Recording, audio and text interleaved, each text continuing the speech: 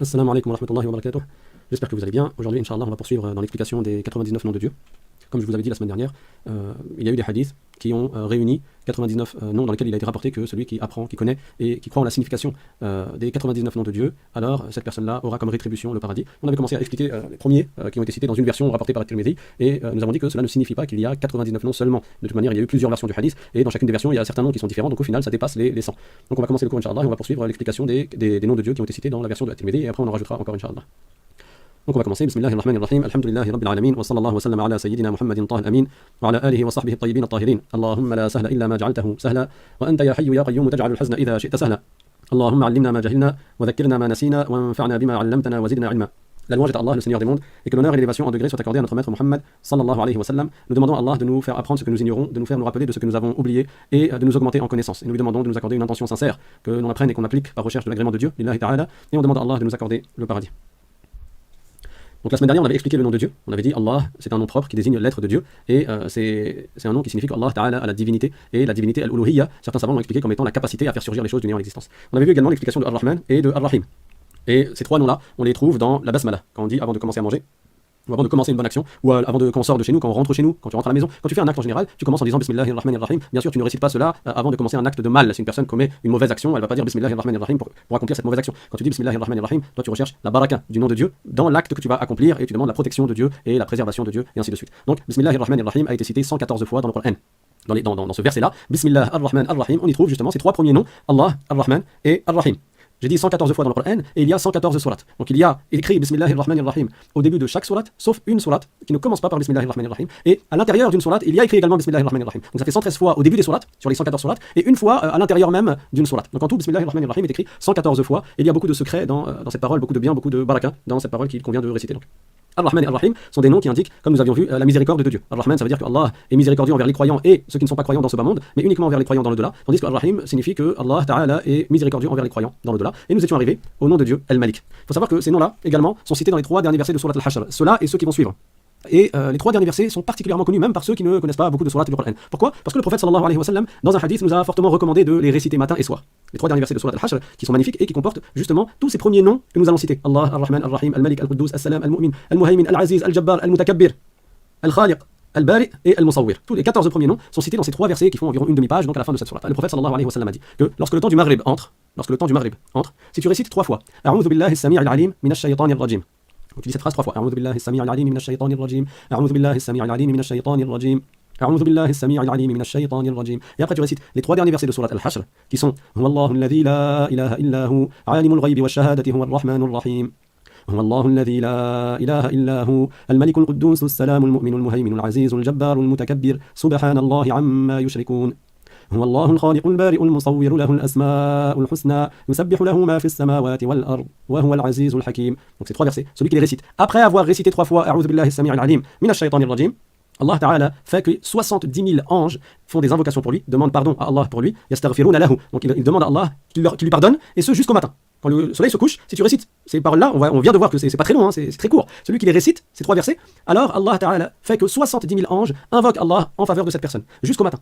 Et celui qui les récite le matin, donc à partir du subh, quand on dit le matin, ça veut dire à partir du subh, et tu peux dire, on va dire 3h30 après. Donc tu as toute cette tranche-là. Et quand on dit le maghrib, c'est pareil, c'est à partir de l'entrée du maghrib jusqu'à 3h après, 3h30 après. Donc c'est la période du matin, pareil, celui qui la récite, Allah fait que 70 000 anges invoque Dieu pour cette personne, donc il demande pardon à Dieu pour cette personne, il demande que Dieu lui pardonne, et ce jusqu'au Maghrib. 70 000 anges. Toi, quand tu vois quelqu'un de vertueux, quand tu vois quelqu'un de pieux, tu vois quelqu'un qui est dans le din, comme on dit, il est dans la religion, il pratique, et donc il y a plus d'espoir que ses doigts, que ses invocations soient exaucées. Qu'est-ce que tu fais? Tu lui dis fais-moi des doigts, s'il te plaît. Tu lui demandes de faire des invocations. Pourquoi? Parce que tu as espoir qu'il y ait plus de chances que ces invocations à lui soient exaucées, étant donné qu'il fait plus de prières que toi, ou qu'il jeûne plus que toi, ou qu'il craint Dieu en apparence plus que toi, et par conséquent il y a plus d'espoir, plus de chances que ces invocations soient exaucées. Plus la personne a un haut degré selon le jugement de Dieu, plus la personne craint Dieu, plus la personne fait preuve de piété, et plus elle a des chances que ces invocations soient exaucées. Donc quand on trouve quelqu'un qui a l'air vertueux, on lui demande de faire des invocations pour nous. Et là on a une occasion très simple pour que 70 000 vertueux, parce que les anges sont tous des awliya, ce sont tous des vertueux. Donc on a une occasion pour que 70 000 vertueux invoquent Allah Ta'ala pour nous toute la journée.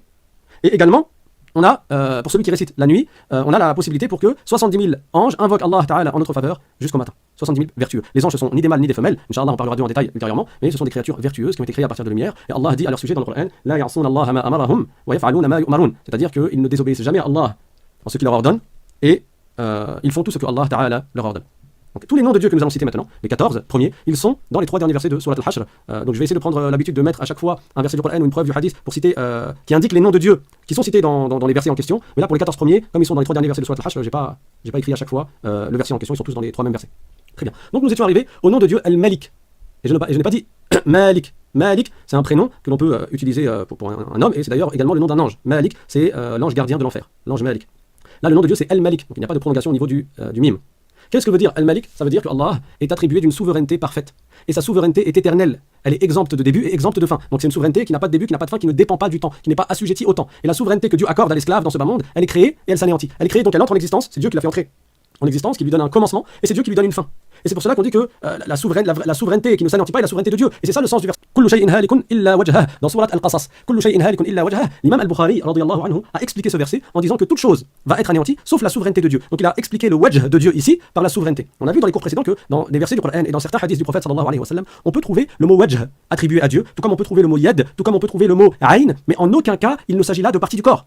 On a vu que Dieu n'est pas un corps. Dieu n'est pas une créature. Dieu n'est pas concerné par le volume. Il n'est pas concerné par le fait d'avoir une quantité. Il n'est pas concerné par le fait d'avoir des limites. Allah Ta'ala, il a créé les endroits, il a créé les corps, il a créé les directions, il a créé l'univers. Donc quand le mot wajh est utilisé dans le Coran, s'agissant de Dieu, il a été expliqué par les savants comme l'imam Al-Bukhari. L'imam Al-Bukhari lui-même, dans son sahih, dans l'exégèse de Surat Al-Qasas, au niveau du verset Kullu shay'in halikun illa wajhah, il a expliqué le mot wajh par Al-Mulk.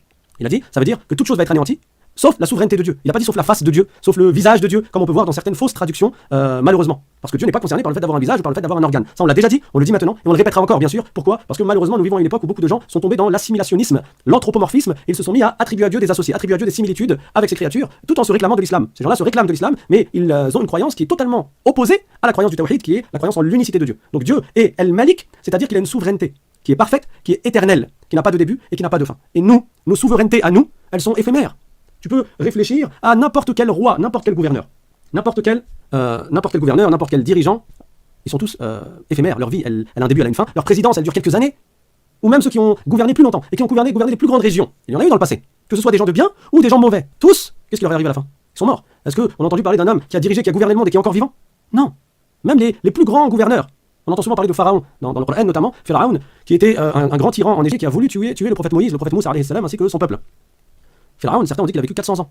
C'était un gouverneur. Et il tenait son royaume d'une main de fer. Et en plus de cela, il disait aux gens de l'adorer. Il disait Ana rabbukumul a'la, c'est-à-dire je suis votre Seigneur majestueux. Et en 400 ans, il n'est jamais tombé malade, il n'a jamais eu de fièvre en 400 années. Et donc il était extrêmement orgueilleux. Mais au final, qu'est-ce qui lui est arrivé? Il est mort. Il est mort et il est mort noyé. Dieu a fait que son corps, il flotte à la surface pour que les gens le voient et que tout le monde puisse témoigner que Pharaon est bien mort. C'était un être humain. Ça n'était pas une divinité, même s'il prétendait avoir la divinité. Allah Ta'ala dit dans le Coran Qul illahumma malikal mulki tu'til mulka man tasha wa tanzi'ul mulka mimman tasha. Dans ce verset, il est dit que Allah Ta'ala est celui qui donne la souveraineté à qui il veut et qui supprime la souveraineté de qui il veut. C'est Dieu qui veut qu'un tel gouverne et dirige, tout comme c'est Dieu qui veut qu'un tel qui gouverne ne gouverne plus et ne dirige plus. Et ça, c'est une preuve que Dieu est le créateur de toutes choses, du bien et du mal. Parce que s'il y a un gouverneur qui fait du mal, c'est Dieu qui l'a mis en place, c'est Dieu qui l'a créé, c'est Dieu qui a voulu qu'il soit gouverneur pendant la période où il est gouverneur, parce que Dieu a prédestiné toutes choses. Donc même le mal qui provient des créatures, il est créé par Dieu, tout comme le bien qui provient des créatures est créé par Dieu. Et ça, c'est une manifestation de la toute-puissance de Dieu. Allah Ta'ala est le créateur de toutes choses et il n'a pas été contraint à créer certaines choses et pas d'autres. Dieu, personne ne le contrôle, personne ne le dirige, personne ne lui ordonne ou ne lui interdit quoi que ce soit. Fa'alul lima yurid, il fait ce qu'il veut de ses créatures. Donc même les grands gouverneurs qui étaient extrêmement riches, ils sont morts. Qui a la souveraineté parfaite, qui est éternelle? C'est Allah Al-Malik. Vous avez peut-être déjà entendu parler de Qarun. Qarun, c'était le cousin du prophète Moïse, Moussa alayhi salam. C'était un homme qui était extrêmement riche. Il avait vraiment beaucoup d'argent. Il avait beaucoup de gens, des dizaines et des centaines de gens qui étaient à son service. Les gens l'enviaient, ils rêvaient d'être comme lui, d'être aussi riche et d'avoir autant de pouvoir que lui. Et lui, c'était le cousin du prophète Moïse alayhi salam, sauf que lui, c'était un orgueilleux. Et il n'a pas accepté de se soumettre à la loi de Dieu. Moïse alayhi salam, il leur a ordonné de faire la prière à ceux qui l'ont suivi. Il leur a ordonné de faire telles et telles obligations. Et à un moment donné, il leur a ordonné de verser la zakat. Et l'ordre de verser la zakat, elle concernait également Qarun, qui était le cousin de Moussa alayhi salam. Quand Moussa lui a dit tu dois donner 1 pour 1000, ça veut dire tu as 1000 dinars, pour chaque 1000 dinars tu dois donner 1 dinar. Pour chaque 1000 dirhams tu dois donner 1 dirham. C'est pas grand chose. Sur 1000 tu donnes 1. Il a réfléchi, il a dit ah non mais c'est beaucoup. Et là il s'est rebellé. Il a dit non moi je n'accepte pas. Il s'est rebellé, il s'est révolté. Et après il n'était pas content contre le prophète Moussa alayhi salam qui lui a réclamé, qui lui a demandé d'obéir à Dieu et de payer sa zakat. Alors il a voulu fomenter quelque chose contre Moussa alayhi salam. Tout ça parce qu'il ne voulait pas payer 1 pour 1000. Lui les clés de ses trésors, les clés des pièces de ses trésors. Déjà elle remplissait des chameaux qui portaient les clés des chambres dans lesquelles il y avait ses richesses. Il était extrêmement riche. Et donner 1 dinar pour 1000 dinars, il s'est dit non c'est beaucoup. Alors que qui lui a donné sa souveraineté, qui lui a donné son pouvoir, qui lui a donné ses richesses? C'est Dieu. Et Dieu lui a ordonné une chose, il doit obéir à Dieu. Donc, comme il voulait faire du mal au prophète Moïse alayhi salam, il voulait l'attaquer. Il a sollicité une femme qui commettait des grands péchés, qui commettait la fornication. Et il lui a dit je te donne un seau rempli d'or, et toi, tu vas dire aux gens que tu as fait la fornication avec le prophète Moussa alayhi salam. Cette femme elle lui a dit d'accord. Et bien sûr, il est contraire à la religion que d'accuser un prophète d'être tombé dans la fornication. Les prophètes sont préservés de cela. Les prophètes sont préservés de la fornication. Donc cette femme, elle l'a fait. Elle est partie, ils ont réuni les gens et ils ont demandé au prophète Moïse alayhi salam de sortir pour parler aux gens et leur donner les ordres de Dieu. Et là, Haroun, le cousin du prophète Moïse alayhi salam, il a dit mais il paraît que les gens disent à ton sujet que tu serais tombé dans la fornication avec telle femme. Et là Moussa il a dit A'udhu billah, moi je tombe pas dans ces choses-là parce que les prophètes sont préservés de tomber dans ces actes qui sont extrêmement vils. Donc il lui a demandé, selon sa prétention, qui était cette femme avec qui il aurait soi-disant forniqué, prétendument forniqué. Il lui a dit avec telle femme, et ils ont ramené cette femme. Et là Moussa alayhi salam lui a demandé, et là cette femme, elle n'a pas réussi à mentir. Et elle a reconnu, elle a dit non, ils ont menti. Alors Haroun lui a dit, toi Dieu t'a donné la prophétie, t'a donné d'être prophète, mais moi Dieu, il m'a donné la richesse. Donc il s'est senti supérieur de ce point de vue-là. Et ensuite il a dit à Moussa alayhi salam, viens on fait quelque chose, moi je vais faire des invocations contre toi, et toi tu vas faire des invocations contre moi. Alors Haroun il a commencé à faire des doigts, et il a invoqué contre Moussa. Et bien sûr, son invocation n'a pas été exaucée. Et là Moussa alayhi salam il a invoqué Dieu. Il a dit, oh Allah, fais que la terre m'obéisse. Aujourd'hui. Il a dit, oh Allah, fais qu'aujourd'hui, la terre, elle soit à mes ordres, elle m'obéisse. Et ensuite, il a dit, ô terre, prends-les, c'est-à-dire avale-les, avale Haroun et ceux qui l'ont suivi dans sa mécréance. Alors, il a dit, avale-les jusqu'aux pieds, et la terre les a avalés. Il a dit, avale-les, la terre les a avalés jusqu'aux pieds. Il a dit, ô terre, avale-les encore, la terre les a avalés en prenant un peu plus de leur corps. Il a dit, avale-les encore, jusqu'à ce que la terre, elle les engloutisse complètement. Ils ont été ensevelis dans la terre. Et ensuite, il a dit, ô terre, ramène-moi les richesses. Et la terre, elle a fait se rapprocher les richesses de Haroun. Il a dit, ô terre, ensevelis-les, avalez également. Et là, la terre, elle a avalé les richesses de Haroun, et les gens qui rêvaient d'être comme Haroun, à ce moment-là, ils se sont rendus compte de son état et de la gravité de ses actes, et ils se sont dit, heureusement qu'on n'a pas eu ce que Haroun a eu, et heureusement qu'on n'est pas tombé dans ce dans quoi Haroun est tombé. Et cette histoire, elle est citée dans le Coran. Allah Ta'ala dit dans le Coran, dit فَخَرَجَ عَلَى قَوْمِهِ فِي زِينَتِهِ. Donc Haroun, dans le sens que Haroun, il est sorti voir son peuple avec ses habits. Toujours, il sortait vraiment avec des habits extrêmement luxueux, extrêmement chers, qui coûtaient extrêmement cher. Il avait parfois 1000 personnes qui marchaient avec lui, alors que lui, il était sur ses montures, et les gens, ils marchaient autour de lui.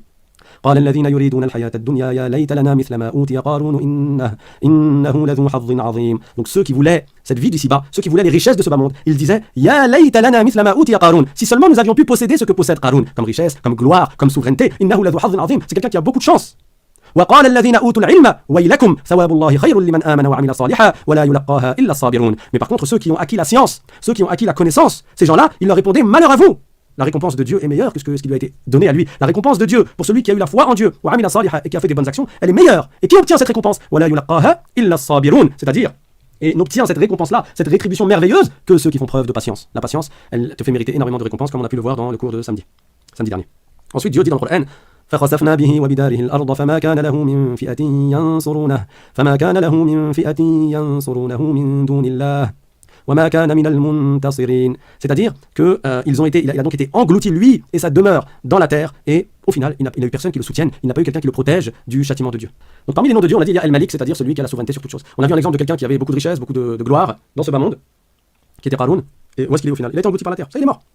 Et même ceux qui ont dirigé et qui ont gouverné avec vertu, comme certains prophètes, le prophète Sulayman alayhi salam, mais aussi certains vertueux comme Dhul-Qarnayn, qui a gouverné pendant une longue période et qui a voyager partout dans le monde. Dhul-Qarnayn, c'est lui qui a enfermé, qui a mis comme un rideau de fer entre les êtres humains du commun et entre Ya'juj et Ma'juj. Ya'juj et Ma'juj, c'était un peuple qui faisait beaucoup de mal, et les gens se sont plaints à Dhul-Qarnayn qui gouvernait, ils se sont plaints à lui de l'injustice que commettaient Ya'juj et Ma'juj, qui sont deux tribus, et donc Dhul-Qarnayn a fait construire un grand barrage entre les gens, les autres, et entre Ya'juj et Ma'juj. Et on verra ça dans un chapitre, dans une série, Inch'Allah, spécifique, dans laquelle on parlera des signes de la fin du monde, mais en résumé, Ya'juj et Ma'juj, ils réapparaîtront, et cela fera partie des grands signes de la fin du monde. On dit en français, je crois, les Gog et Magog. Donc Dhul-Qarnayn, c'est lui qui les a fait enfermer, et il a vécu, et il a vécu très longtemps, il a gouverné pendant 2000 ans, au point qu'il y a quelqu'un qui a dit un vers de poésie, il a dit وَالصَّعْبُ ذُو الْقَرْنَيْنِ أَمْسَى مُلْكُهُ 2000 عَامًا ثُمَّ صَارَ رَمِيمًا. Il a gouverné, il a eu une souveraineté qui a duré 2000 ans, et après il est devenu sous la terre. C'est-à-dire après il est mort. Donc nous, on va tous mourir. Nos richesses, on va les perdre, ça y est, elles vont aller à quelqu'un d'autre, ou elles vont disparaître. Nos maisons, elles vont se détruire. Qu'est-ce qui va rester? On va tous mourir. Seule la souveraineté de Dieu est éternelle. Et celui qui médite sur cela, il s'en remet à Dieu subhanahu wa ta'ala, il fait preuve de patience, il obéit à Dieu subhanahu wa ta'ala, et il se rappelle qu'il retournera au jugement de Dieu. Et je vous renvoie vers le cours que nous avons donné samedi, Inch'Allah, possible pour le mettre également en description, parce qu'on avait parlé un peu de ce sujet-là. Quand je dis en description, c'est-à-dire dans la description de la vidéo sur YouTube. Parmi les noms de Dieu, il y a également Al-Quddus. Al-Quddus, c'est-à-dire celui qui est exempt de l'associé et des attributs des créatures. Et il est exempt de toute imperfection. Alors ces notions-là, on les a déjà vues. Et je vous avais expliqué que certains noms de Dieu, on va y passer assez rapidement dessus, parce qu'ils donnent des sens similaires à d'autres noms de Dieu ou à ce qui a déjà été expliqué. Donc Allah Ta'ala n'a pas d'associé, et il n'est pas concerné par les attributs des créatures. Il n'a pas d'imperfection. Et en résumé, c'est quoi une imperfection? C'est les attributs des créatures. Nous avons des attributs d'imperfection. Pourquoi? Même si, par rapport à nous, c'est-à-dire quand on se compare les uns les autres, certains attributs peuvent être des qualités, peuvent être des perfections relatives. Mais dans l'absolu, ça reste des imperfections, parce qu'elles ont un début. Elles ont une fin, nous avons un début, nous avons une fin. Nos qualités ont un début, elles ont une fin. Ce sont des créatures de Dieu. Nous avons besoin de Dieu. Toutes ces choses-là ont besoin de Dieu pour exister. Donc, par définition, nous sommes imparfaits et nos attributs ne sont pas des attributs de perfection. Nous avons des attributs d'imperfection. Qui a les attributs de perfection qui sont dignes de lui? C'est Allah subhanahu wa ta'ala. Et donc il n'a pas les attributs d'imperfection, il n'a pas les attributs des créatures. C'est pour ça qu'on n'attribue pas à Dieu le corps, c'est pour ça qu'on n'attribue pas à Dieu les organes, c'est pour ça qu'on n'attribue pas à Dieu, comme nous avons vu dans le cours numéro 4 et 5, je crois, sur le Tawhid, on avait dit que Dieu ni il est un corps, ni il est concerné par les attributs des corps, et donc on avait expliqué que Dieu n'est pas concerné par le fait d'être en mouvement ou d'être immobile, que Dieu n'est pas concerné par le fait d'être en contact avec une chose ou séparé d'une chose, que Dieu n'est pas concerné par les endroits ni les directions, que Dieu n'est pas concerné par le fait d'être debout, assis ou allongé ou établi ou que sais-je. Pourquoi? Parce que tout ceci fait partie des attributs des créatures, qui sont des attributs d'imperfection. Or, Dieu, il est Al-Quddus, celui qui a les attributs de perfection, qui est exempt de toute imperfection et qui n'a pas d'associé ni de semblable. Parmi les noms de Dieu, il y a également As-Salam. As-Salam, ça veut dire celui qui est exempté de toute imperfection, de tout défaut. Ainsi, il n'est pas attribué de l'injustice ou de l'enfant, ni de l'associé. Allah n'a pas d'associé, il n'est pas injuste. C'est quoi l'injustice? Les savants en ont donné plusieurs définitions. L'injustice, parmi ces définitions, il y a le fait d'agir sur le bien d'autrui sans sa permission. Si moi, je te prends ta voiture, je te vole ta voiture, alors j'aurais été injuste envers toi. Pourquoi? Parce que tu m'as pas autorisé. Or, le prophète sallallahu alayhi wa sallam a dit dans un hadith, La yahillu asa mu'minin illa bi tayyibi nafsin minhu. C'est-à-dire que ton frère, même s'il avait un bâton, même s'il possédait un bâton, ça coûte pas cher, hein, tu vas dans la forêt, t'en prends un. Même si ton frère avait un bâton, et qu'il n'accepte pas que tu lui prennes, alors tu n'as pas le droit. La yahillu laka, tu n'as pas le droit de lui prendre. C'est-à-dire même quelque chose qui a une très faible valeur. L'injustice consiste à agir sur le bien d'autrui sans sa permission. Or, tout appartient à Dieu. Tout est inclus dans la souveraineté de Dieu. Donc rien n'appartient à autre que Dieu. Donc si Dieu crée une chose, si Dieu nous accorde des épreuves, si Dieu fait que des proches à nous décèdent, si Dieu fait que nous perdions notre argent, rappelez-vous, encore une fois le cours de samedi, Lillahi ma a'ta wa lahu ma akhadh, le cours sur la patience, dans lequel on se rappelle que à Dieu appartient ce qu'il t'a confié et à Dieu appartient ce qu'il t'a repris. Tout appartient à Dieu, donc il n'est pas concerné par l'injustice. C'est impossible. Dieu n'est pas attribué d'injustice. Et à ce propos, Dieu dit dans le Coran, c'est-à-dire, et ton Seigneur est exempt de toute injustice. C'est-à-dire qu'il est impossible qu'il soit injuste, subhanahu wa ta'ala. Et il n'a pas de défaut, donc il n'est pas non plus concerné par le fait d'avoir une descendance, la mialid ou la mioulad, il n'a pas été enfanté, il n'enfante pas, et il n'a pas d'associé dans la divinité. Parmi les noms de Dieu, il y a également Al-Mu'min. Al-Mu'min, quand on l'attribue à Dieu, quand on dit que Dieu il est Al-Mu'min, comme c'est cité dans le Coran, Al-Mu'min al-Muhaymin al-Aziz al-Jabbar al-Mutakabbir, dans les derniers versets de Surat Al-Hajj. Donc, cette sourate, pour ceux qui peuvent apprendre là, les magnifiques. Au moins apprenez les 3 derniers versets. Au moins apprenez les 3 derniers versets pour les réciter matin et soir. Inch'Allah, on vous les mettra quelque part, alors soit sur Facebook ou bien sur Instagram, soit par WhatsApp, avec les messages qu'on vous envoie sur WhatsApp, soit les 3 en même temps. On verra Inch'Allah. Donc, nous, Mu'min, ça veut dire croyant. Pour nous. Mais pour Dieu, ça ne veut pas dire qu'il est croyant en quelque chose. Comme s'il croyait en une divinité supérieure à lui. Dieu, c'est lui qui a la divinité sur toute chose. C'est lui qui a créé toute chose. Et il n'a personne au-dessus de lui. D'ailleurs, je viens de me rappeler que je n'avais pas fini avec la définition de l'injustice. Donc je vais revenir un petit peu en arrière. J'ai dit parmi les définitions de l'injustice, il y a quoi? Il y a le fait d'agir sur le bien d'autrui sans sa permission. Et ça, c'est impossible au sujet de Dieu. Et parmi les définitions de l'injustice, il y a aussi le fait de désobéir à l'ordre ou à l'interdiction de celui qui est de droit de te donner un ordre ou une interdiction. C'est-à-dire que le fait de désobéir à l'ordre ou à l'interdiction de celui qui a la légitimité de te donner un ordre ou de t'interdire quelque chose. C'est ça l'injustice. Et c'est pour cela que quand quelqu'un désobéit à Dieu, on dit qu'il est injuste. Et on dit il a été injuste envers lui-même. Et parfois dans les doigts on dit Allahumma inna zalamna anfusana. C'est-à-dire, oh Allah, nous avons été injustes envers nous-mêmes. De quelle injustice il s'agit là? De la désobéissance à Dieu, d'être tombé dans le haram. Parce qu'on a désobéi à qui? À celui qui nous a créés, à celui à qui on appartient, et donc à celui qui est de droit de nous ordonner ou de nous interdire. Ça, c'est une injustice. Et Dieu, est-ce qu'il a quelqu'un qui lui ordonne quelque chose? Non. Est-ce qu'il a quelqu'un qui lui interdit quelque chose? Non. Donc même avec cette définition de l'injustice, Dieu n'est pas concerné par l'injustice. Donc je reviens au nom de Dieu, Al-Mu'min. Allah Ta'ala et Al-Mu'min, ça veut dire qu'il réalise ce qu'il promet à ses esclaves. Allah Ta'ala, il promet certaines choses à certains esclaves dans le Coran, il promet aux croyants la félicité dans l'au-delà, il promet aux vertueux ce que nul œil n'a jamais vu, ce que nulle oreille n'a jamais entendu, ce qui n'a effleuré l'imagination de personne. C'est-à-dire que les plaisirs au paradis sont de différents degrés, et ce n'est pas tout le monde qui aura le même plaisir. Les musulmans seront tous dans une félicité éternelle, ils seront tous jeunes, à l'âge de 33 ans au paradis, ils seront tous extrêmement beaux, la beauté, au moins la beauté qu'avait le prophète Yusuf alayhi salam. Il lui a été accordé la moitié de la beauté dans ce monde, le prophète Yusuf alayhi salam, tellement il était beau. Et les croyants, les musulmans au paradis, ils auront au moins la beauté du prophète Yusuf, celle qu'il avait dans ce bas monde, et les prophètes seront encore plus beaux dans l'au-delà. Les musulmans dans l'au-delà, au paradis, ils ne se tomberont jamais malades, ils ne seront jamais tourmentés, jamais soucieux. Au paradis, c'est que des jouissances et des plaisirs. Et en plus de ces plaisirs-là qui sont communs à tous les musulmans, ceux qui ont accompli les devoirs et évité les péchés, ceux qui ont atteint le degré des vertueux as-salihoun, ceux-là ils ont plus que les autres. Et Dieu dit dans un hadith qudsi, c'est-à-dire j'ai réservé pour mes esclaves vertueux ce que nul œil n'a jamais vu, ce que nulle oreille n'a jamais entendu et ce qui n'a effleuré l'imagination de personne. C'est-à-dire que même les plus grands plaisirs que tu peux essayer de t'imaginer, même si tu rêves, ferme tes yeux et essaye de t'imaginer vraiment la plus grande magnificence dont tu rêves en termes de plaisir et de délice et de joie. Eh ben, tu n'atteindras pas dans tes illusions, dans tes imaginations, tu n'atteindras pas dans tes rêvasseries là, ce qui a été réservé à ces croyants vertueux. Allah Ta'ala dit dans le Coran, c'est-à-dire que personne ne sait ce que Dieu a réservé aux vertueux en tant que récompense et rétribution pour le bien qu'ils avaient accompli dans ce bas monde, c'est-à-dire leur obéissance à Allah subhanahu wa ta'ala. Donc Dieu il réalise ce qu'il promet à ses esclaves. S'il a promis une chose dans le Coran, cette chose-là aura lieu. Si le prophète sallallahu alayhi wa sallam nous promet de la part de Dieu une chose, cette chose-là elle aura forcément lieu.